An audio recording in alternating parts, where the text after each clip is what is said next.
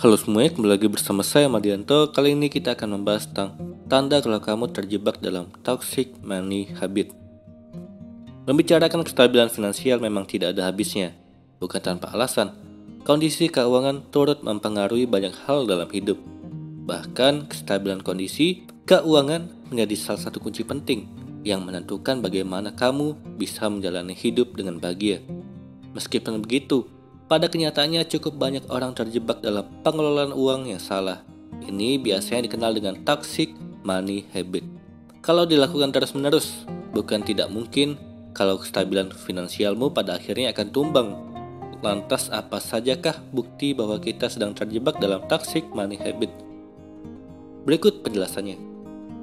Yang pertama, suka membeli barang meskipun tidak dibutuhkan. Di era yang sekarang ini, keberadaan online shop menjadi hal yang sudah tidak asing lagi. Ketika di tengah membuka aplikasi berbelanja online, pasti kamu pernah berjumpa dengan beberapa barang yang terlihat lucu dan menarik perhatian. Rasanya kamu ingin memborong semuanya. Padahal tanpa disadari, perilaku yang demikian merupakan bukti bahwa kamu masih terjebak dalam pengelolaan uang yang salah.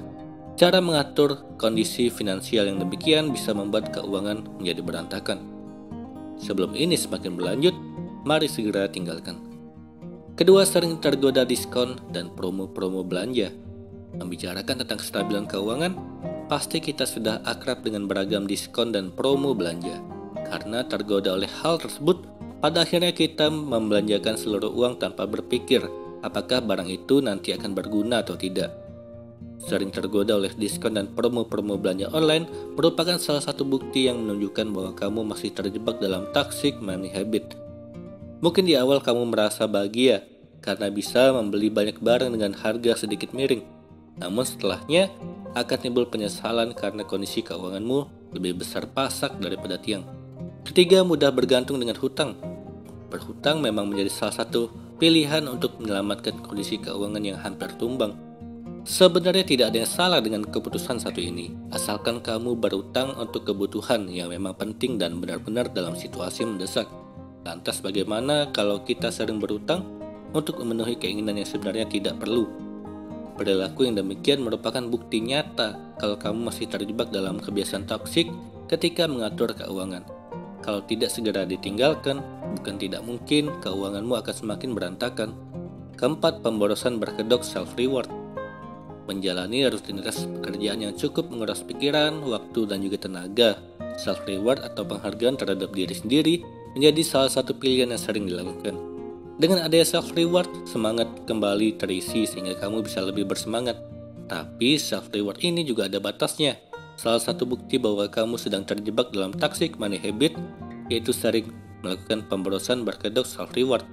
Padahal self-reward bisa dilakukan dengan aktivitas-aktivitas kecil tanpa perlu menguras kondisi keuangan. Kelima, menganggap remeh pengeluaran yang bersifat kecil. Setiap dari kita sudah pasti memiliki pengeluaran masing-masing, baik itu pengeluaran yang menyangkut kebutuhan penting maupun pengeluaran kecil dan sepele yang tidak terlalu menyerap banyak biaya. Meski demikian, pengeluaran yang terlihat kecil dan sepele ini tidak bisa dianggap remeh. Kebiasaan memandang sebelah mata pengeluaran kecil merupakan bukti kamu masih terjebak dalam toxic money habit.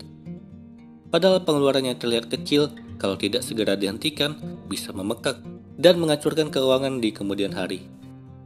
Cara dalam mengelola keuangan merupakan hal penting yang harus diperhatikan. Kalau selama ini kamu masih terjebak dalam 5 kebiasaan toksik tadi, segera tinggalkan. Tentu kamu tidak ingin keuanganmu tumbang di kemudian hari. Ide untuk membantu kita menghemat uang. Ada cara di mana uang dapat dihemat dengan membuat perubahan kecil yang menjadi perbedaan besar. Berikut adalah daftar ide yang dapat dimasukkan dalam kehidupan sehari-harimu untuk menabung setiap bulan. Yang pertama, belanja bahan makanan. Buat daftar semua yang kamu butuhkan setiap bulan dan pergilah ke toko tempatmu mendapatkan barang-barang dengan diskon yang bagus. Belanja massal selalu menghemat banyak uang. Kedua, membatalkan langganan yang tidak diperlukan. Kalau kamu telah berlangganan berbagai aplikasi, majalah, dan hal-hal yang jarang kamu gunakan, batalkan sekarang juga. Kamu nanti akan menyadari berapa banyak uang yang kamu hemat dengan melakukannya setiap bulan. Gunakan hanya 1 atau 2 langganan yang kamu tahu akan manfaatkan. Ketiga, investasi. Investasikan uangmu dalam skema yang berbeda. Ngobrollah dengan orang-orang yang telah menginvestasikan uang dengan harga terbaik.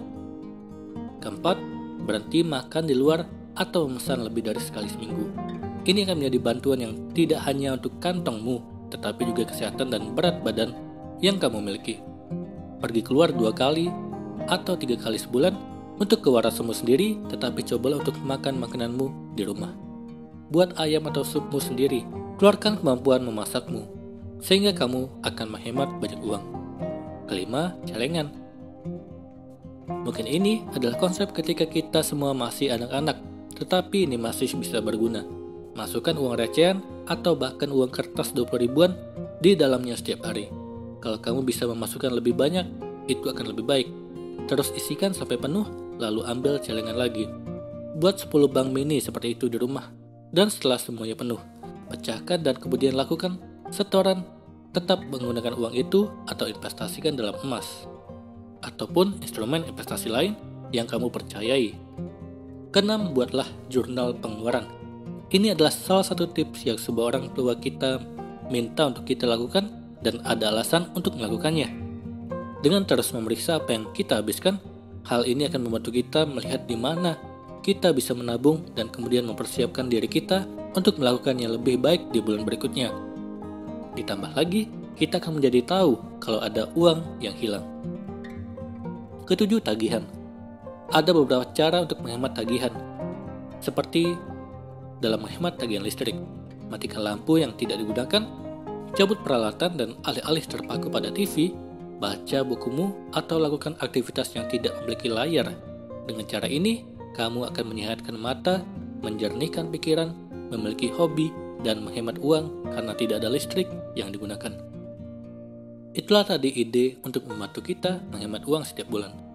Semoga ini bermanfaat. Sekian dan terima kasih.